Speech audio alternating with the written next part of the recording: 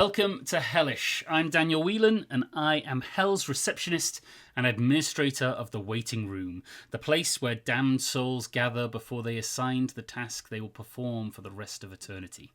While they are here, I take the opportunity to extract a soundtrack for their future torment, the 5 tracks they will meet in hell.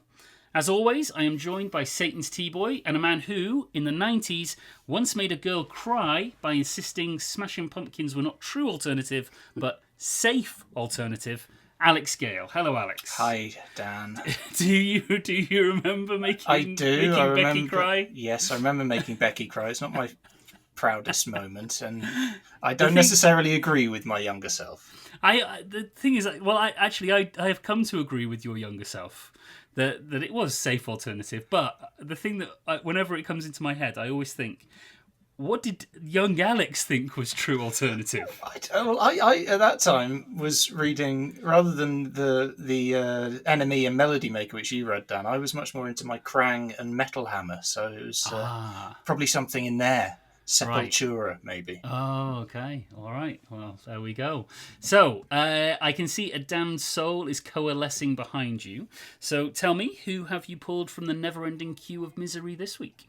Well, this is journalist and podcaster Neil Collins. Neil is the co-host of the Welsh Music Podcast and has published 2 books about Liverpool Football Club. His latest book, International Velvet, How Wales Conquered the 90s Charts, tells the story of the so-called Cool Cymru era of music, when bands from Wales, including Stereophonics, Manic Street Preachers, Super Furry Animals and Catatonia, had an incredible run of chart success. Neil Collins, welcome to Hell. Hello, how are you guys? We're good. Thank you very much for coming to see us. We're looking forward to torturing you. We are going to get onto your book in a moment, but before we do, I would like to know how it is you come to be before me today. So what have you done to deserve this? Well, it's quite interesting in terms of, you say like an eternity in hell. I actually take an eternity to think of make the tiniest of decisions. So I'm feebly indecisive, and I'm the king of procrastinating. So for instance, like the more trivial the decision is, the worse I am. So I recently spent an entire journey to Liverpool. I hasten to add I wasn't driving at the time, right. But wondering what colour of Gorky Zygotic Monkey t-shirt I should buy. And that took the entirety of the journey. So yeah, you can see the level. So yeah, remarkably, I've been quite organised with the book. But yeah, the rest of my life, I'm pretty sort of indecisive and procrastinating, I say, yeah. Okay, procrastination. I don't think that is on our list of deadly sins, but we can add it to perhaps like an updated one for the modern world. In between sloth and gluttony and all that. Yeah. Procrastination. We'll kick it up to the committee and we'll see what they say. So the book is great. Before we talk about the book itself, I would like to talk about the Welsh Music Podcast. Yep. So how long has that show been running, and how ddid that come about? So yeah, it started running in 2019 with my friend and former colleague at Wales Online, James Cuff. So yeah, we used to meet every couple of weeks over a pint at lunchtime, and we would put the world to rights and try and work together in some way. And we failed at managing bands, and that didn't really go off the ground. We thought of marketing bands, and then we thought, well, let's do a podcast. There's no sort of real financial loss with that, It doesn't make any money either, I hasten to add. But it seemed to be that I think Wales is a country that has punched above its weight musically, considering it's a nation of 3 million people.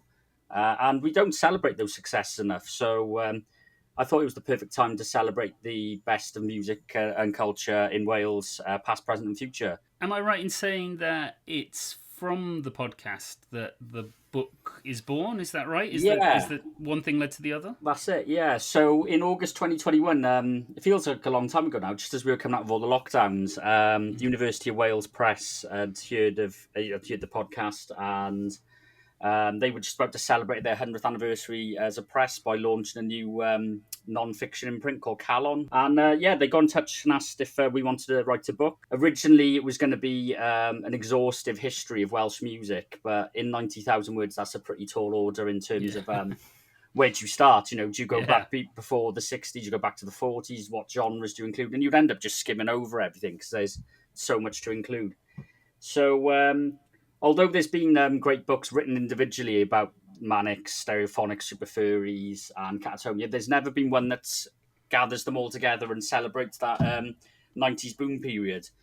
So I've started it with an intro that spans the 60s until the end of the 80s, because I think it's crucial what came before. Certainly with the 80s, that vibrant Welsh language scene, which led to the likes of Super Furries and Catatonia going big in the 90s, but also the outros to the 21st century. So it's my sort of potted history of alternative Welsh music, really, yeah. I mean, it does work very well. That intro, I kind of felt that we were really set up to understand what the music scene was in Wales, and then how it changed over the 90s. Yeah. I grew up in Wales, as did Alex, and we were of the right age for these bands when this was all happening. One of the things that interested me is this idea of Cool Cymru, because I had never heard that phrase before. This is absolutely news to me that there was such a thing as Cool Cymru.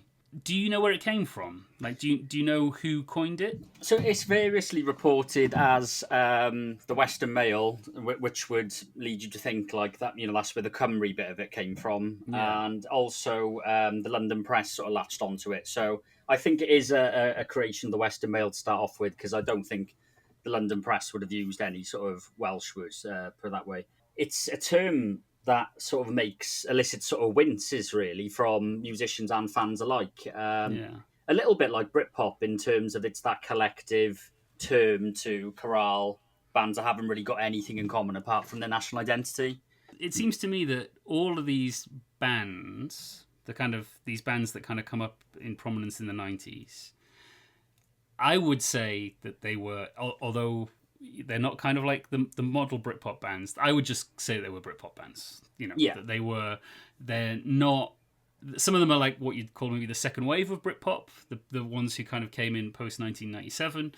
But I would just say, like, if you were to play a song from any of these people from the 90s to your average person who was alive in the 90s, and they would just say it was Britpop. Britpop has aged less well than Cool Cymru. So, for instance, there's stuff with Britpop, like there's a lot of jingoism and Union Jacks. There's a lot of misogyny. If you look at a lot of the Enemy and Melody Maker reviews, if it's a female-fronted band, they're first and foremost talking about the singer's looks rather than analysing the music to start off with. Yeah. There's examples of that with Catatonia and Melis throughout the book. It's very white, it's very laddie, it's often, four lads in cagoules, it's quite indistinguishable from each other after a while, So I think at the top of it, you've got about 5 or 6 great bands, and then it gets diluted by the amount of kind of third-rate copyists that sort of null rock template that permeates then. What I would say with the Cool Cymru lot is that there's no real sort of sound link in them. So if you look at the Manics, obviously they've got inspirations as diverse as like the Clash, Public Enemy, the New York Dolls. Then you've got Super Furries, which is like ELO, Badfinger, Steely Dan, a lot of psychedelic influences as well. Then you've got like Gorkies, who were just, enthralled to that whole sort of record fair and charity shop, unearthing these dusty records of like Captain Beefheart and Soft Machine and stuff like that. So I would say the inspiration's gone into Cool Cymru a lot more diverse. What I would say is, because guitar music was so prominent, it's easy to co-opt everything into that sound. So yeah, if you think of like the Super Furries with like that pop rock sound they had, like Something for the Weekend is very kind of like Britpop sounding. But what I would say with the Britpop band, the Cool Cymru bands, is that like there's a real madcap genius at the heart of the Super Furries, which you don't get with a lot of the Britpop bands. Same with the Manics, you don't have like songs in the Britpop scene starting off "Libraries Gave Us Power" and songs like On the Holy Bible about the concentration camps and prostitution and anorexia. And so do you get what I mean? It does seem quite, yes. I would say that the Manics and Super Furries are generational talents. I think they are a cut above the rest of Cool Cymru. I mean, I do love Catatonia as well. I think they had a real knack for a pop hook delivered by an amazing frontwoman as well. But what happened afterwards? Why did Cymru stop being cool? Why I were there think no more? I mean, there were more acts coming out. There's one which we probably don't want to mention. Lead singer ended up in prison and so on. Yeah. They were quite big, but then all I can think of was Goldie Looking Chain. After that, what happened? So I think movements and scenes are quite cyclical. You know, you've got this golden era in the 90s where you've got this clutch of bands pretty much emerging all at once within maybe a year or two of each other. And once the press has kind of saturated that and exhausted that, they move on to another scene, you know. So there's a great documentary actually called Live Forever, the Rise and Fall of I was Britpop. just about to bring that up. Yeah. Because when James Brown says what happens in the 90s is if happens. You had all those pub conversations where, like, what if the Smiths had been on number one? What if this band had done this? And then he says in the 90s, if happens. You know, that kind of alternative became mainstream. Is that James Brown, the editor of Loaded magazine, not the James Brown, the soul singer guy? Yeah? No. Okay. Sadly not.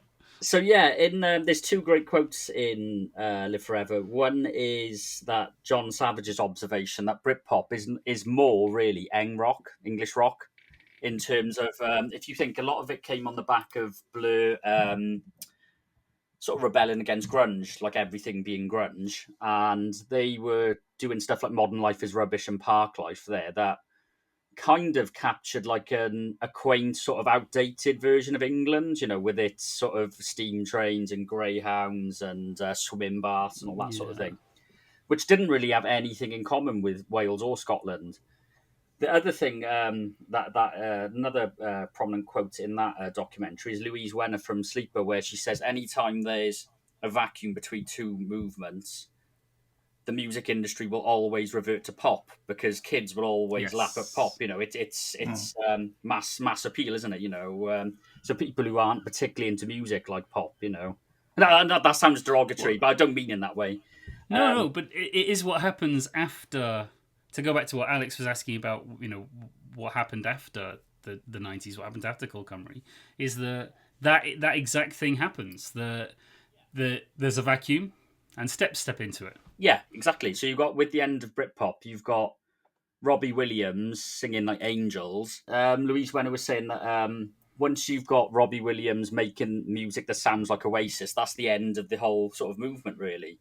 So it's not to say that you know, great music in Wales just disappeared overnight once you hit the year 2000. You know, obviously I was very keen to get Mung, the Super Furry Animals album, into the outro, really, because it was that they had gathered that much critical acclaim and sort of that strong a following that they could release an album and it was entirely in Welsh, you know, so they had that confidence. In the outro of the book, it goes through all the 21st century sort of successes of Wales, but it feels so different because it hasn't got that real sort of magnifying glass on the country. Do you know what I mean? What I would say with that, though, is that artists in Wales are kind of unburdened now by having to represent their country in terms of the way they would have in the past. You know, like so certainly when the Manics came out, every headline was some clunky cliche about Welshness. That just doesn't happen anymore. You know, it's artists are considered on their merit. The thing that always got me about those Manics headlines, I mean, I think the big famous one is "Sexy Mirtha Fuckers." The thing I always thought about that is, like, I can understand if you've got, you know, your four lads in cagoules and they're from Crewe, and the only thing you know about them is they are from Crewe. I can understand why you would want to put Crewe as a pun in the headline, because that's all you've got to say about these 5 kids called Joe or whatever. The Manics, you've got so much more to write about. Well, yeah, exactly. It's like this. You don't need that because they're this like weird kind of mix of Guns N' Roses and the Clash and politics and literature, which no one else is doing, and then they still put out these kind of really stupid headlines. I kind of always thought it was weird. There's a Nicky Wire quote in the book which says, it was used as such a stick to beat Welsh bands with. It didn't even matter if they were accurate. So, like, there's a headline in relation to the Manics, which mentions Bangor. Right. And Licky was like, it's 300 miles away from where we live. It's quicker to get to London from Bangor than it is to Cardiff, I should imagine. Especially up the A470 going all the way through Wales and those country roads and that, yeah. And also, only people who live in Wales know this. That's the exactly, thing. I had a friend invited me to a gig in Cardiff the other day, and it's like, that's lovely, man, but I could get to Glasgow quicker. It is fascinating, though, how sort of tracking that change in the Manics in embracing of their national identity. So when they come out with Generation Terrace in 1992, there's nothing to suggest they're a Welsh band, really. If you didn't know that as a fact, that so there's nothing in James's singing accent. Oh, you've got the Patrick Jones spoken word bits. That's actually, that is a little bit of a telltale sign, actually. Yeah, good point. But yeah, if you think of like the sleeve, it could be just like a Motley Crue kind of American FM rock sort of sleeve, Then you've got like obviously the Guns N' Roses influences throughout. But then once you get to This Is My Truth, well, actually before that, you get to the point where they've amassed such a level of success and acclaim amongst, journalists and their own fans that I think by 1996, 97, they are quite, confident and comfortable to say, we are from Wales, why should this make any difference? And I know some people don't like the flag on the amp. I think Gorky's Psychotic Monkey got a little bit of knickers in a twist in terms of like, oh, you're suddenly embracing your Welshness now, that sort of thing. And well, also they've got that. There's the lyric in Repeat where they say "useless generation, dumb flag scum." Yeah, exactly. It's quite a jump in position. Absolutely, yeah. It's possibly one of the coolest national flags, though. Oh yeah, it's unquestionably the coolest national flag. Like you can't beat a dragon on a flag. No, there's only 3 that have it. Yeah. Quiz question. Oh, what's the other one? One of them is not Myanmar, but it's Bhutan. Yeah. And then the third one is, can I guess and say Malta? It is Malta. Yes. Yeah, it's Malta. Oh, I'm so fucking good. Every day's a school day, yeah. There you go. Right. Okay, so in a moment we're going to start compiling your Infernal playlist, Neil. But before we get onto that, we do have some admin that our HR manager insists we complete. So this is in order to facilitate a suitable work placement and to ensure your afterlife is as unpleasant as possible. So, what is the worst job you have ever done? Oh, there would be 2. Okay. I worked in a biological plant, a place called Orthoclinical Diagnostics. So this was a summer job, and it involved the creation of blood transfusion kits, which seems quite interesting. Yeah. And it was pure 10-hour factory, put it on a conveyor belt, conveyor. Hazmat suit. With blood? Yeah, well, yeah, in tiny little Petri dishes, yeah. Probably, though, the worst job I ever had was login flexi adjustments for Cardiff Council. Okay. What? I mean, that does sound boring, but I don't know what it is.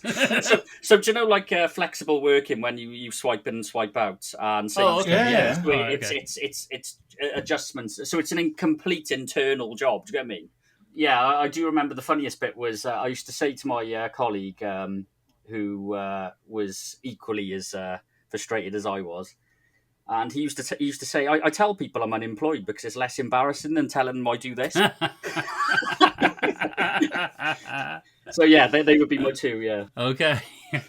All right, well, thank you for that. We'll pass that on to Tracy and we'll see what she says. Okay. So we're going to get onto your Infernal playlist. So track 1 is a song you used to like that you are now embarrassed by.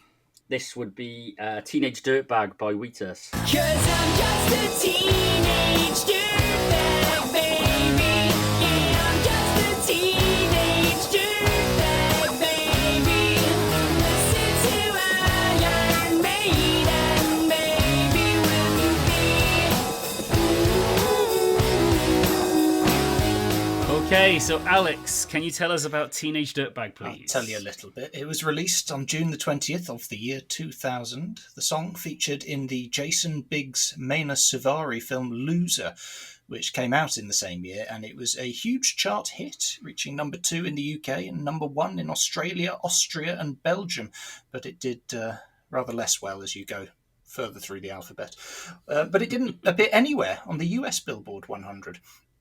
Wheatus have undergone multiple lineup changes and have been recording their 6th studio album since 2014, according to frontman Brendan B. Brown. But during this time, the band have continued to perform live, including an arena tour with pop-punk heartthrobs Busted. Oh, okay. I didn't know that. All right, Good for okay. them. So tell us first of all about the time that you liked this song. So when did you first come across Wheatus's Teenage Dirtbag? I didn't really get obsessive into music until my teens, but I got into this sort of weird phase. I think it was just because this type of music was so sort of ubiquitous when I was about 14, 15, 16. And there was kind of like that new metal scene. Can you remember with like Linkin Park and Limp Bizkit? Yes. Sadly, I do. Yeah, this one I loved at the time. It's probably less embarrassing than the first albums I ever bought, which I seem to remember were the Smurfs Go Pop and Robson and Jerome. Not their debut album, I hasten to add. Their follow-up album, Take Two. Not the classic first album. It was a difficult second album. Yeah. They had all their lives to record their first album, and then 6 months to record the second one, but luckily all the songs had been written 60 years before, and it didn't really matter. Exactly, they were all covers. So yeah, I'm a big Liverpool fan. So it had You'll Never Walk Alone on it. You had Saturday Night Movies, What Becomes the Broken Heart, and Something's Got a Hold of My Heart, Pretty Woman, all that sort of thing. Anyway, wow, I digress. Is that from memory? You're reading No, that I have memory? made a couple of notes for this tonight. Oh, I see. So, it's not just from memory. Yeah, but impressive. So I actually asked for this Wheatus album. For my 15th birthday, my brother gave it to me, and he's never let me live that down, really. Right. Was the rest of the album good? No. In my head, they don't feel like a one-hit wonder, but they pretty much are. Because they had this, and then they had a version. They did a version of Erasure's "A Little Respect." Yeah. Which is actually, I quite like that cover. It got to number 3. I don't think you can dislike the song. It's a very, very good song. And it got to number 3. It's more of an acoustic strum through. It's a nice one to play on the guitar, actually. I'm not going to get the guitar. I'm not going to do a David Brent. I've got a guitar by level. Yes. You're ready if we do ask you, but you're just not going to do no. Got it. Okay. Right. So, yeah, Little Respect I quite liked. And his falsetto suits that song, because he does some falsetto on Teenage Dirtbag. He does It's the Mina Suvari bit in the video, but it's actually him. Yes. The lyric is actually inspired by a drug-induced satanic ritual murder in his hometown of Long Island in New York. Yeah. Oh, right. Teenage Dirtbag? Teenage Dirtbag. Well, her boyfriend. She does talk about her boy. There were I read issues with playing it on American radio because he talks about the boyfriend having a gun and stuff and being a dick. It was only a year after Columbine, so there was a lot of censorship of that lyric, understandably so. But I remember there's a version where it's like vinyl scratching sounds over, like Hanson. Yeah, like Hanson. Yeah. Like the Hanson effect. It sounds at the beginning. It sounds a bit like Beck. It has that sort of quite indie sound, and then it goes into a really heavy chorus, which is the only bit you remember, really. But yeah, this song apparently was inspired by this murder in New York, where which was a long time before, actually, in 1984. And the murderer was arrested in an AC/DC shirt. And Brendan B. Brown, the singer, loved AC/DC and Metallica and Iron Maiden. So he was thinking, my God, am I like this kind of teenage dirtbag as well? That's where it apparently originated from. So it's from the 2000 film, what's it called? Loser, which I have not seen. I've never seen it either, I've seen the video. More people have definitely seen that video than ever watched that film, for sure. It's very of its time, though. Those sort of films like Road Trip and American Pie, they were just everywhere, weren't they? They just filled. You'd be surprised how much down here in Hell we talk about that period of Hollywood cinema. Right. It comes up quite a lot. Weird time. Well, but that's possibly because that was a time where songs being attached to films was like every film had to have a song, and the video had to have the film in it. Where like sometimes before that you would have like Ghostbusters, which was very obviously tied to Ghostbusters. but they were only really big films had them. But then in the 90s, every film had like a song that was on the soundtrack of whatever, with the latest film with the guy who played Stifler in, whatever it was. Yeah, so you asked at the start, Alex, whether the rest of the album's equally as strong. Yes. But I remember the lyrics of Hump 'em and Dump 'em, Love Is 'em Up From Hell, and Wanna Be Gangster being as equally deplorable as this song, yeah. Hump 'em and Hump 'em and Dump 'em, yeah, that's a very obvious time as well, yeah. If you were going to like invent a band for a TV show from that time, you would probably give them a song called Hump Them and Dump Them, wouldn't you? Well, you got to hand it to them. They had a massive hit at exactly the right time. Yes. Yeah. That you could have a massive hit in the year 2000 and you could never work again. You could fund your 6th album for a decade, the recording process that it took. Okay, so let's move on to track 2. So this is now a song that is universally adored that you cannot stand. Right, so I'm going to go... This may be sacrilege to some people, I'm not sure, but I'm going to go with Hello by Lionel Richie. Hello, is it me you're looking for? I can see it in your eyes, I can see it in your smile. You're all I've ever wanted, and my arms are open wide. Alex, can you tell us about Hello by Lionel Richie, please? I'll tell you a little bit. It's the 3rd single from Richie's second post-Commodores solo album, Can't Slow Down, and it was released in February of 1984 on the Motown label. Richie was one of the most successful balladeers of the 1980s, selling over 100 million records. The album Hello featured on sold over 20 million copies worldwide, and this single was number 1 in the US for 2 weeks and number 1 in the UK for 6. A little side fact about Richie. In 2019, he released a fragrance for women called Hello, inspired by passion for music and love of love. In 2023, he released another scent, Easy Like Sunday Morning. Oh, jeez, right, okay. I imagine that one's probably a lot better than Hello. Okay, so Neil, universally adored. Yeah. Why can't you stand this? I kind of, like, to an extent, think there's, in a way, no such thing as bad music. It's all very sort of opinion-based, and we're all tuned into different stuff. But I prefer Lionel Richie when he's either doing, like, pop world dance fillers, like Dancing on the Ceiling, or stuff like Easy, that sort of soulful stuff. I find this quite sort of maudlin and sappy, and my biggest beef with it is the video. I can't unattach it in my mind now. So it's one of those things, like, you can't unsee it. I would, maybe without exaggeration, say it's the worst video of all time. It's been voted that, I believe. That's been voted that, but I will put it to you that the video is actually why people like this song. Oh, right. Okay. Because it's become a bit of a, like, internet joke, the video. In terms of, like, it's that bad. It's come all the way Yeah, it's round gone to back good. the other way, that people now have affection for it because I don't remember this song being really played at all until there was a point where the video resurfaced on the internet and everyone was kind of like taking the piss out of it. But I don't remember the song really being in the conversation before that. It was a forgotten song. The video is just so dodgy and creepy as hell. So you've got Lionel Richie in the role of, like, this sort of acting teacher. Yes, Who- Mr. Reynolds. Mr. That's it, yeah. He's got unusually for a pop video, he has a character name, Mr. Reynolds. I meant to watch it another time before I came on tonight, but yeah, I in my mind he's wearing a shell suit as well. Is that correct? Or maybe it's a woolly jumper. I'm not sure. Maybe he's wearing a woolly jumper. Looks like he's been. He looks like he's been dressed from a catalogue. He looks like the Soul Glow guy a bit from Coming to America. Yeah, it's very contrived, I would say. Yeah, he's a teacher who should have a duty of care to his students, but he seems to be lusting after this girl who's blind as well, so can't see him doing it.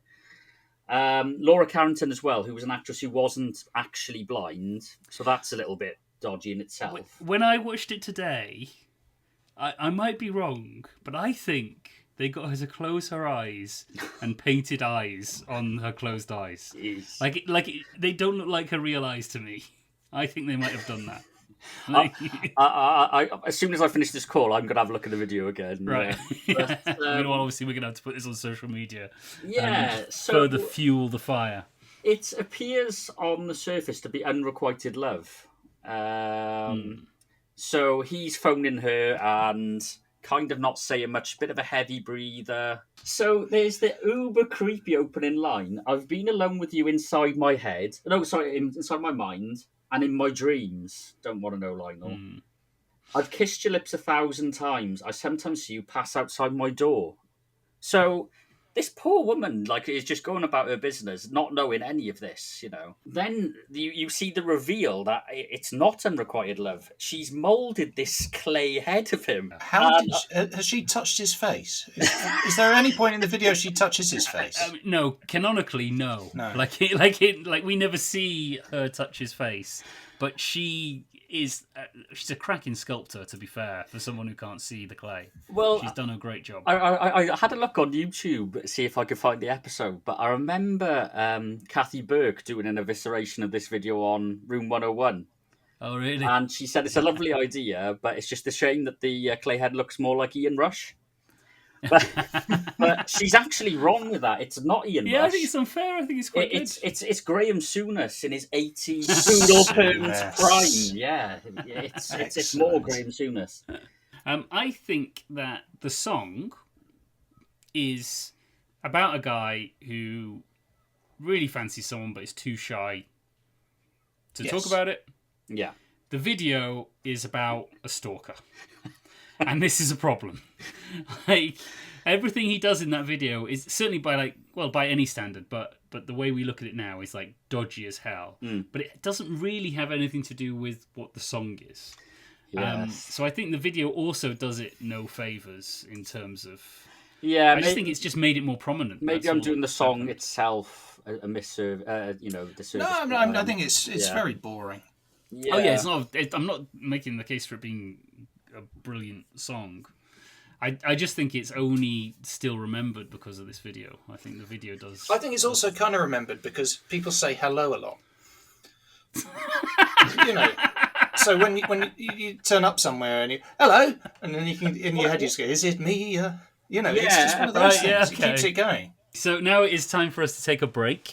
While the vast majority of the listeners are enjoying some advertisements, Alex and I will be escorting Neil to our VIP area to ask for the artist he will meet in hell, the act whose music he just cannot get on with. If you would like to be on the right side of the velvet rope, then you can become a Patreon subscriber. You'll get longer, ad-free episodes earlier than everyone else, as well as a non-contractually binding, virtual, get out of hell free card. Simply head over to patreon.com/hellishpod and sign up.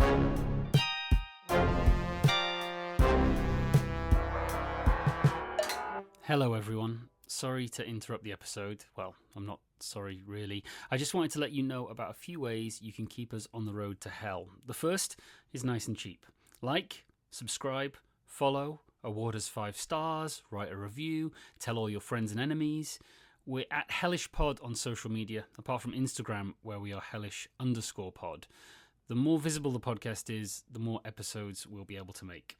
The second is if you want to tip us, you can go to coffee.com/hellishpod to throw us a few coins, either just because you're nice or because you want to try bribing your way out of hell. That's coffee.com/hellishpod, ko-fi.com/hellishpod. We workshop that name ourselves in hell just to make it very awkward for all podcasters who are asking for tips. The last one is to subscribe to our Patreon. You'll get longer, ad-free episodes. You'll get access to our 2 pilots. Plus there's a bunch of other bonus stuff for higher tiers, including the chance to make a cameo appearance on a future episode. That's at patreon.com/hellishpod. Now, back to Hellish.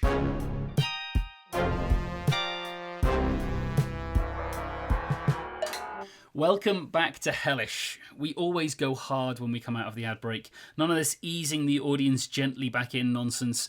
We are asking Welsh music expert Neil Collins for a track that reminds him of a bad time in his life. What's this going to be, Neil? I could have gone for sort of beautiful songs that I've heard at family funerals. For Okay. instance, "Time to Say Goodbye" by Andrea Bocelli and Sarah Brightman is one that always, brings a tear to my eye. And "Annie's Song" by John Denver. I don't know whether you know that one. Yeah, you like my Yeah, senses. yeah, that's it. Like So a night yeah, out in Sheffield. so they've both been played at family funerals, but yeah, there's too much chance of me blubbing, so I will Okay. go for it's not particularly a song that I've listened to massively, but it's a song that I have kind of revisited in kind of times of trouble, I suppose. It's a relatively obscure song actually, so it's "Don't Look Back" by James Dean Bradfield. If you think you can hear that same old sound, don't look round, don't look now. If you think you can see a way back home, don't look back, don't look back.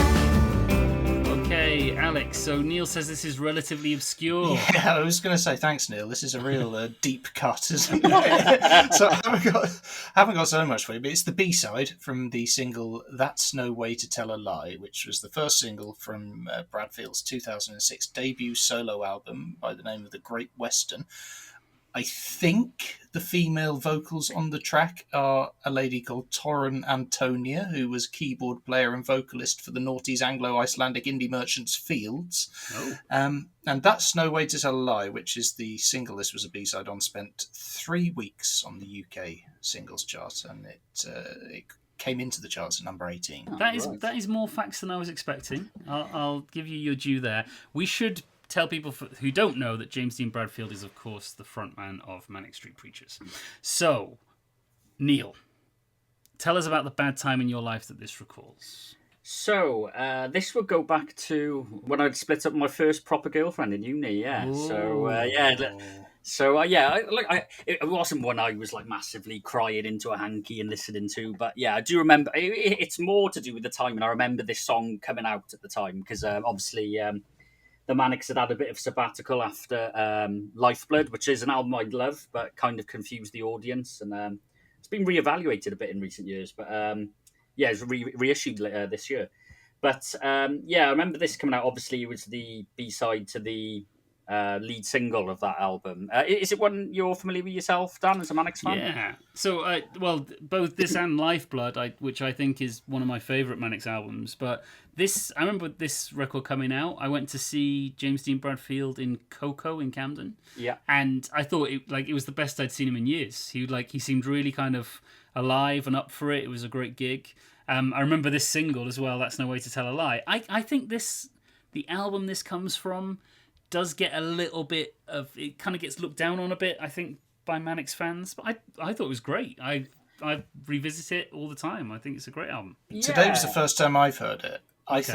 think this B-side is better than the A-side, I think, by quite some way. I think it's just quite a nice, sweet song in terms of it's got positive vibes, it's got melancholy as well, but it's also that sort of no regrets, look forward, don't look back sort of idea.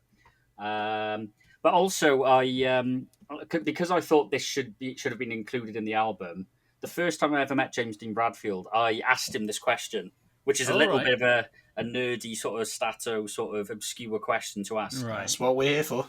So I was working at the South Wales Echo, so this would be 2009. And they were doing, James was doing an acoustic gig in Spillers, which is billed as being the oldest record shop in the world in Cardiff. I'd arranged to go via the Echo to Spillers and cover this gig. And I remember speaking to the guy who ran Spillers at the time, and he was saying, look, can you not grill James with questions, because he's doing this as a favour to us, and, we want him just to feel relaxed and have a good time. My 3 questions I asked him were utterly bizarre. When I look back, I think, what on earth was I thinking? So he was very sort of friendly and approachable, and my first question to him was, what is the worst Manic song? Which could have gone down like a shit sandwich, Wow. Yeah. That's brave. That's the third question. That's not the first question. That is great. Yeah, I think I had more of like a journalistic streak going through me than I have now, in terms of like, I'm going to find, get to the heart of the story. But yeah, I would. And what did he say? So we What took did it he say? in good. Yeah, I remember the girl behind the counter being like, "That's a bit rude," you know. And I was like, "Oh no, I'm a huge Manic fan. I just want to know." Yeah. And he said Glasnost, which is off Lifeblood. Oh, Lifeblood, yeah. But he did hasten to add, not the album, just that song. What were your other two questions? So my other two questions were, the other one wasn't really a question, it was more of a statement. It was just, Don't Look Back should have been on the album, right? You know, why wasn't it? You know, why was it sort of wasted as a B-side? And his response was, it sounded too much like an advert for the Irish Tourist Board, because it's very at the start. So then my third question was if Patrick Bateman could ever be reintroduced to the Manics live set. To which he gave me a categoric no and said I was completely sick. Yeah.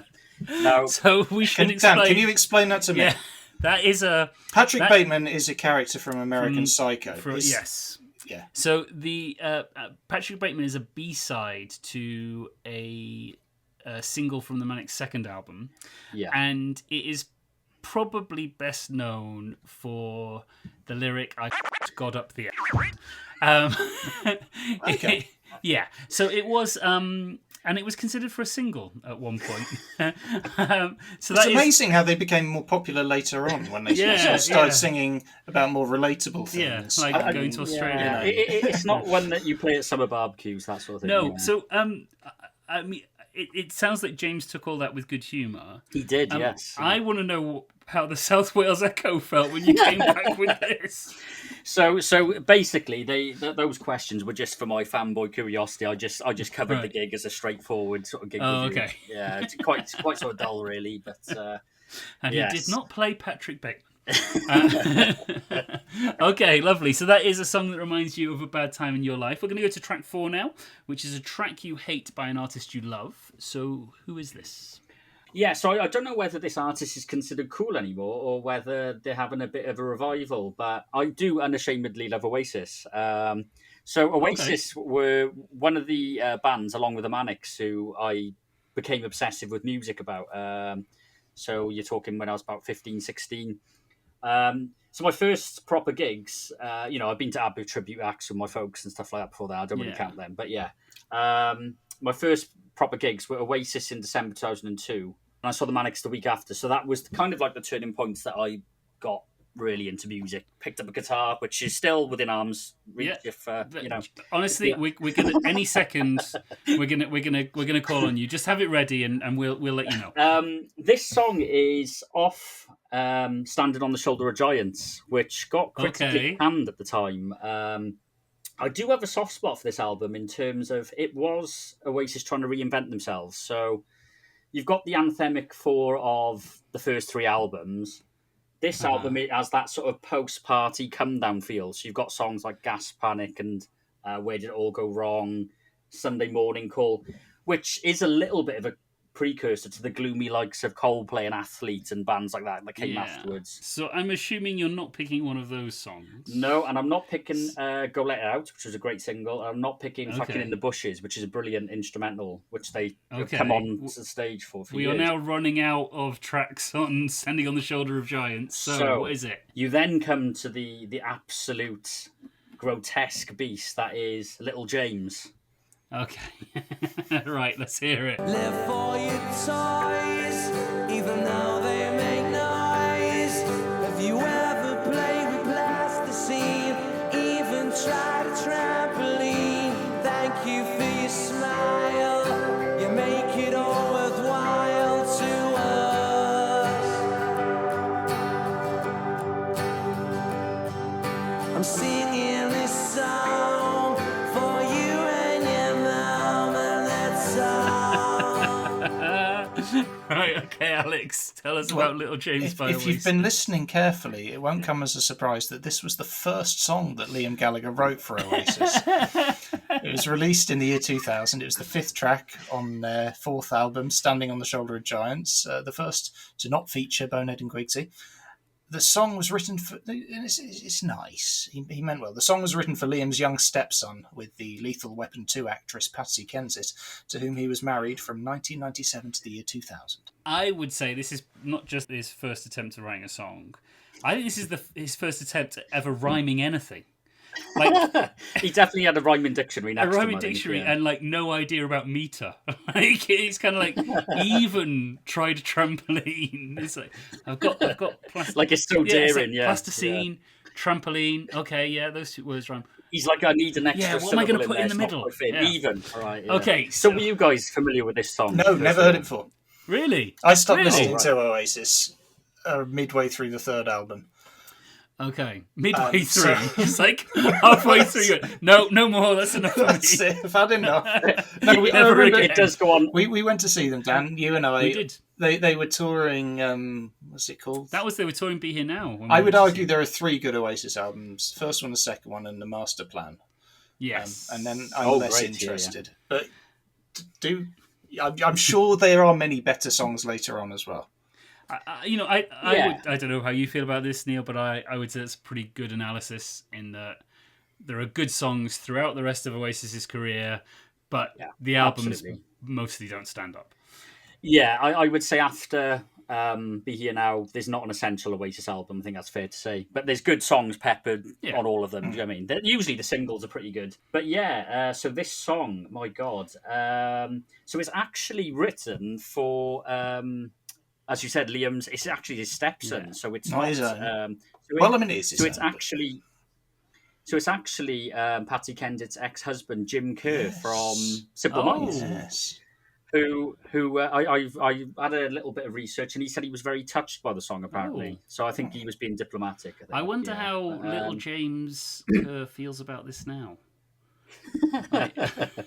Because it's the kind of thing that you turn up to school, and if the other kids knew about it, they would be going, "Have you played with your toys today, James? Even though they make noise." Yeah, even a trampoline. Yeah. Go try trampoline. The music isn't too bad. It's kind of in fitting with the rest of that album. As I say, it's kind of that melancholic sort of after party sort of feel, and it's got quite a little like middle 8 instrumental break. It kind of feels a bit demo-y to me. The whole album feels a little bit unpolished.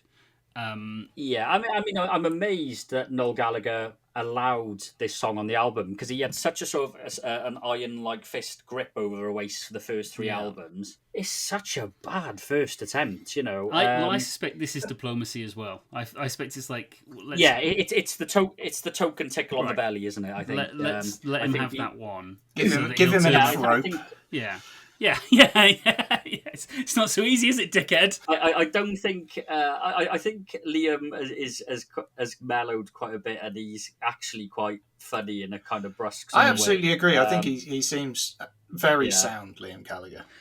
But I think back then he would have been quite hard to manage, and I do wonder whether Noel was like, "Yeah, go on then, just to stop you, get you out of my hair. I'll let you have this song." I also wonder about whether because Liam has previous for denying that anything that Oasis did was not good. Like if you'll say, come on, admit that this wasn't, that isn't so good. And you go, no, it's brilliant, mate. It's brilliant. I would love somebody, not me, not brave enough, to ask him how he feels about Little James now. Like whether he still thinks it's... I mean, he can't look himself in the mirror and think that's good, surely. I think Liam Gallagher's problem is that he does look in the mirror and think that everything is good. That's like just his thing. It's like, that's what made him a success, though, isn't it? Yeah. I'm awesome. I'm still awesome. Great. Brilliant. Where's my cornflakes? So like, his songwriting does improve. So you've got Songbird on the following album, which is quite basic. The first song I ever learnt on the guitar, actually. So, well, if you could play us, don't feel obliged. Don't feel obliged. We wouldn't dream of imposing. Please, it's fine. Okay, so we are now nearly at the end of your time in the waiting room, Neil. Yes. So before your never-ending musical ordeal begins, you have to face off against hell's most insidious threat, the earworm. So we would like a track. Which one's stuck in your head you can never get out? I'm going to go for You and Me Song by The Noughties. Okay, Alex, man the Swedish defence barricades. Yes. Here we go. And it's always you and me, always and forever. You and me, always and forever. Ba, ba, ba, ba, ba,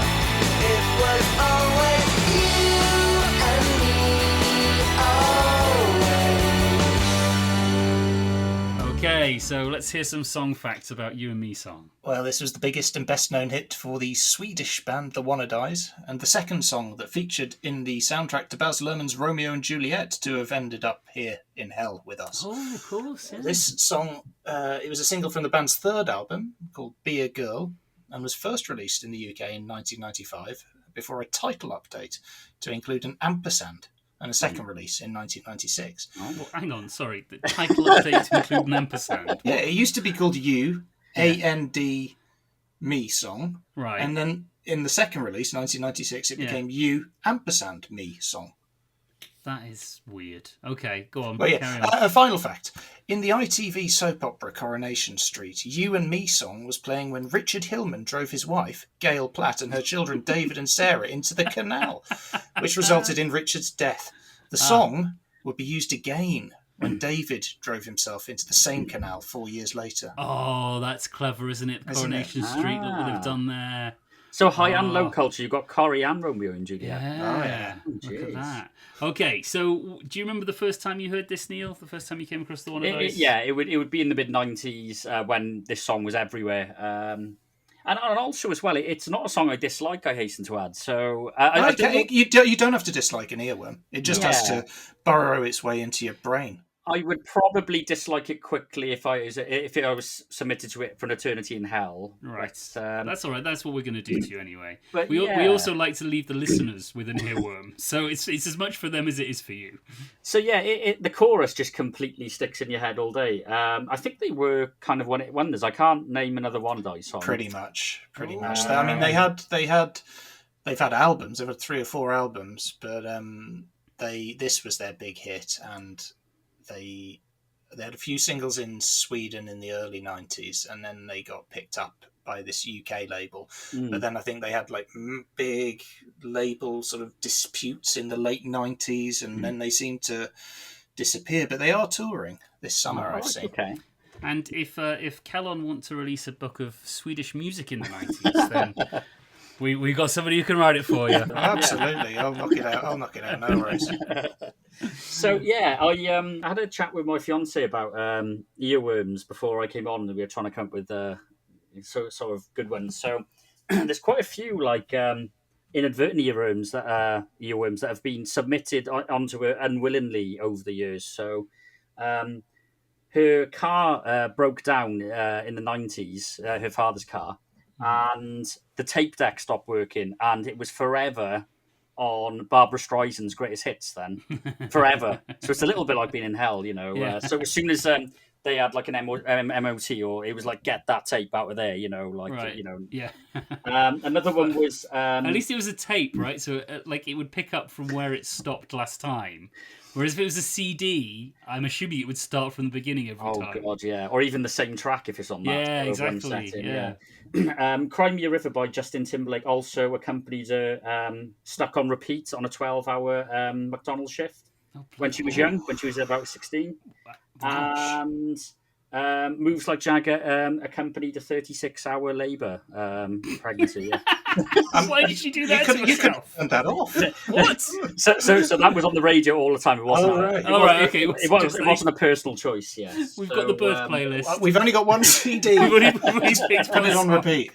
It only takes about 4.5 minutes, doesn't it? We've been at this for 24. Are you sure you don't like put Radio 1 on? No. So just do Moves Like Jagger again. I'll get it this time. I'll get it this time. Hang on. Yeah. Right. So yeah, I thought, right, for this question, I talked so much about music I dislike. I thought I'll actually go for like a kind of like a little bit of a guilty pleasure, like a song I quite like for this one. It's also a song that accompanies a lot of first dances for obvious reasons, because of the chorus. But if you listen to the lyric, it actually sounds like post-argument. Yes, it's making up, isn't it? So it's making up. It's like understanding that part of your relationship is the arguing is part of. Yeah. So it's quite a story within one song. I do like it. Yeah. Okay. Well, you are going to be hearing it a lot, so hopefully by the time we finish with you, you will not like it. That is the call of Tracy, our HR manager, who is ready with your work placement, Neil.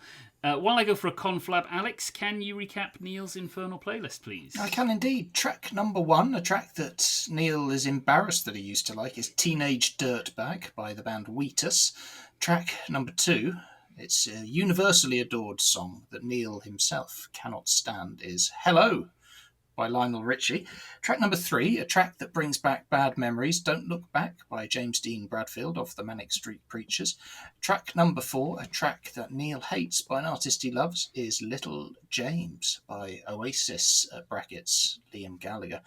Track number 5, a track once stuck in Neil's head that he can't get out, is the You Ampersand Me song by the Wannadies. Neil, which of the 5 songs would you least like to hear on repeat? Which is the absolutely most hellish of your hellish songs?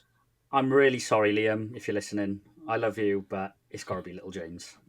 Okay, well, we'll play you out with a little bit of Little James. Tracy tells me that she has found something very special for you to do while you're in hell. So we have a new facility here. It's called the Factory of Blood. I know that sounds intense and exciting, but actually what you're doing is manufacturing the blood that we will use to torment people. Right. So you're going to be putting funnels into other funnels and then pipes into pipes, assembling these things pretty much non-stop all day, apart from at the beginning and ends of the shift when it will be your job to work out if people have done the right flexi time. So you're going to be multitasking.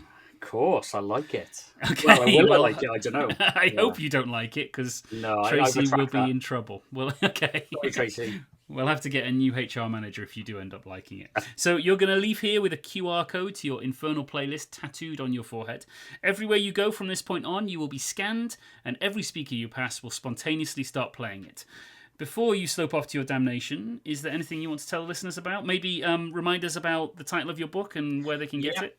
So it's called International Velvet, How Wales Conquered the 90s Charts. It's available in bookshops, whichever one's your favourite, out of W.H. Smith, Waterstones. I like you start with W.H. Smith. Yeah. Nobody's favourite bookshop. Well, also, I was going to say, support independent bookshops and buy from there, or directly from the University of Wales Press. Or from the Hellish bookshop, if you go from to the Hellish bookshop, uk.bookshop.org/shop/hellish. And if you have a look on my Twitter, Neil Collins86, you'll see all the tour dates accompanying the book. Oh, brill! So you're going out on the road. So there's all throughout Wales in September. Yeah, so Llandudno and Mold and Crickhowell and Brecon and Pontypridd and Newport, and so there's a load of them there. Yeah, so all right. Well, I'll come down. We'll let you out of hell at least for the Llandudno date, so I can come and see it, and then we might put you back in. So Neil Collins, the Dark Lord, is now beckoning you, which means it is time for you to dos ir Ivan, go to hell. Hellish was written and presented by me, Daniel Whelan, and Satan's top Becky tormentor, Alex Gale. You can support the show on patreon.com/hellishpod. Find us on social media at hellishpod, apart from Instagram where it's hellish_pod. You can listen to all of Neil's choices and our ongoing Ultimate Infernal playlist, bringing everyone's choices together at hellishpod on Spotify. Until next time, damn you all to hell.